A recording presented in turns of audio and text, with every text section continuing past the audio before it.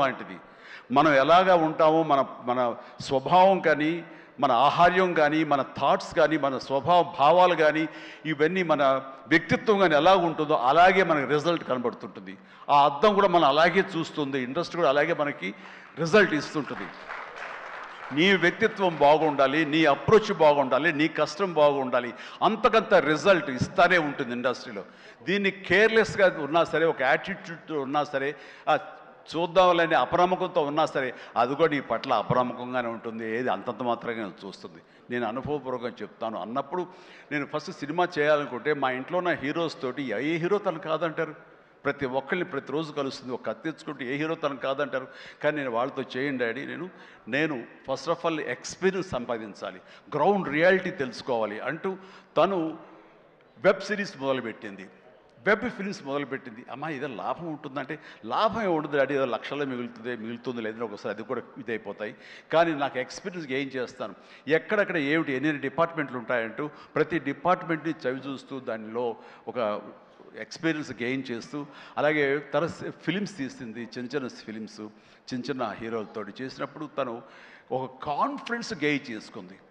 అంతేగాని మాకు readymade cake walk ఇక్కడ సినిమా తీయటం, మా అండదండలో నాన్నగారు వాళ్ళందరూ ఉన్నారు కాబట్టి అని అనుకోలేదు. అలాగే ఎవరితోటో నువ్వు పార్ట్నర్షిప్ తోటి నాతో సినిమా చేయమంటే వాళ్ళు అన్నారు, అయ్యో అమ్మ నువ్వేమి పెట్టక్కల, నువ్వేమి రావక్కర్లేదు, సినిమా మేము చేసేస్తాము, నీ పేరు వేసేస్తాము, లాస్ట్కి వస్తారు ఇదిగో ఇంత డబ్బని ఇచ్చేస్తామా, ఏం వర్రీ అవ్వకమ్మా అంటే, అస్సలు నాకు వద్దుడంటే నేను వెళ్తే సినిమా చేయను, అందుకు అది బ్యానర్ పేరు నేను చెప్పను అనేసరికి, అలాగే ఏమంటే కాదండి నాకు ఎక్స్పీరియన్స్ కావాలి, నేను పని చేయాలి, నేను డబ్బు పెట్టుబడి పెట్టాలి, పెట్టిన తర్వాత మంచి వచ్చేడా వచ్చే ప్రతి పైసాకి నేను తినడానికి, నేను అనుభవించడానికి నాకు అర్హత ఉంటుంది కాబట్టి నేను చస్తే ఆ సినిమా చేయండి. ఆ సినిమా క్యాన్సిల్ చేసుకుంది. సో వదిలేశాను నేను. సాహుతోటి సినిమా అన్న తర్వాత సాహు తను కూర్చుని చెప్పండి మీరు ఎంత పెడతారు, నేను అంతే పెడతానని సగం డబ్బు సొంతంగా పెట్టింది, మిగతా డబ్బు బయట నుంచి అప్పు తీసుకొచ్చింది పెట్టింది తప్ప నేనైతే న్యాయ పైస ఇవ్వలేదు. ఆ పైపెచ్చు ఇద్దరి నుంచి నాకు టైంకి కావాల్సిన రెమ్యునరేషన్ ఆయా సమయాల్లో నేను తీసుకుంటూనే ఉన్నాను తప్ప అది నేను ఇవ్వలేదు. అంత ప్రొఫెషనల్గా బిహేవ్ చేసింది. ఈ రోజున ఈ రిజల్ట్లో సాహు ఎంతగా అనుభవిస్తున్నాడో, ఒక నా సినిమాని గర్వంతో, ఎస్ నేను డబ్బులు పెట్టుబడి పెట్టి డబ్బు సంపాదించుకుంటున్నాను అదే గర్వంతో తను కూడా ఉంది. కాబట్టి ఈ రోజున ఒక డాక్టర్గా సుష్మిత చూస్తే నేను గర్వపడుతున్నాను, ఎప్రిషియేట్ చేస్తున్నాను, మనస్ఫూర్తిగా ఒక బిడ్డగా నేను గర్వపడుతున్నాను. థ్యాంక్స్ రా, యూ డిజర్వ్ ఇట్. సో అట్లాగా బిడ్డలు ఈ ఇండస్ట్రీలో రాణించాలి అంటే నిజంగా ప్రతి వాళ్ళు, అది ఏ బిడ్డ అయినా అవని, ఆడబిడ్డ అవని, మగబిడ్డ అవని, ఇండస్ట్రీలో రాణించాలి అంటే కనుక ఖచ్చితంగా ఎంకరేజ్ చేయాలి ప్రతి. ఇది గొప్ప ఇండస్ట్రీ అండి. ఇక్కడ ఎవరైనా రాణించలేదు, ఇక్కడ ఏదైనా నెగిటివ్ పీపుల్ ఉన్నారు, ఇక్కడ మాకు ఇలాంటి బిట్టర్ ఎక్స్పీరియన్స్ జరిగింది అంటే కనుక అది నీ తప్పిదం అవుతుందని నేను అనుకున్న ప్రకారంగా నేను నమ్ముతున్నాను. నువ్వు స్ట్రిక్ట్గా ఉండి సీరియస్గా ఉంటే కనుక ఏ ఒక్కటి అడ్వాంటేజ్ తీసుకోవడానికి ప్రయత్నం చేయరు. ఎలాంటి ఏదంటే క్యాస్ట్ కావచ్చు అలాంటివి ఏమి ఉండవండి. నీ బిహేవియర్ బట్టి ఉంటుంది. మీకుండే అభద్రతా భావంతో ఏమో అలాగేలా ఉండాలేమో అని ఉండకూడదు. ఎస్ నువ్వు ప్రొఫెషనల్గా ఉండు, అవతల కూడా ప్రొఫెషనల్గా ఉంటారు. ఈ ఇండస్ట్రీ అనేది ఒక అద్దం లాంటిది. నువ్వేమి ఇస్తావు తిరిగి నీకు అదే వస్తుంది. కాబట్టి ప్రతి ఒక్కరికి ధైర్యంగా పరిశ్రమకు రావాలి అనుకుంటే కనుక కృత నిశ్చయంతో, దృఢ సంకల్పంతో, హార్డ్ వర్క్ని ఆసరాగా తీసుకుని రండి. ఇది గొప్ప ఇండస్ట్రీ. మీరు అందరూ రాణిస్తారు, చేస్తారు. అది ఆడబిడ్డలు కానివ్వండి, మగవాళ్ళు కానివ్వండి, ఎవరైనా సరే.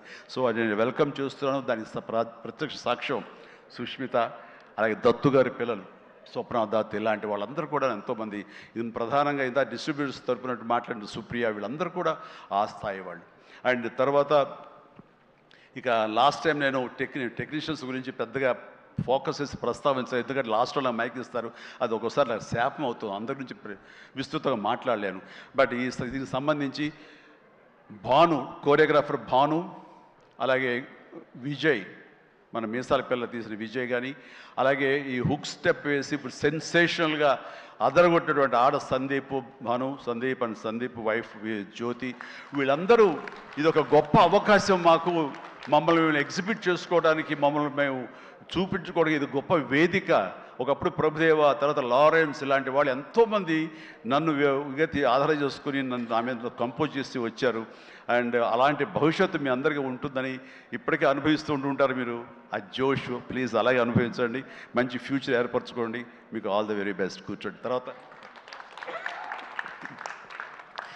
ఈ సినిమాకి లిరిక్స్ అందించేటువంటి కాసర్ల గారు, అలాగే రామ్ జోగయ్య శాస్త్రి గారు, అనంత శ్రీరామ్ గారు, ఆదిభట్ల గారు, భాస్కర్ భట్ల గారు, వీళ్ళందరూ చాలా చక్కటి లిరిక్స్ ఇచ్చి అన్నీ బాగా చేశారు. అయితే వీళ్ళకి వెనకాల వెన్నెముక నిలబడి ఇవి నా ట్యూన్స్ ఇప్పుడు రాసుకోండి అని భరోసాగా ఇచ్చిన బీమ్స్, ఎక్సలెంట్ బీమ్స్.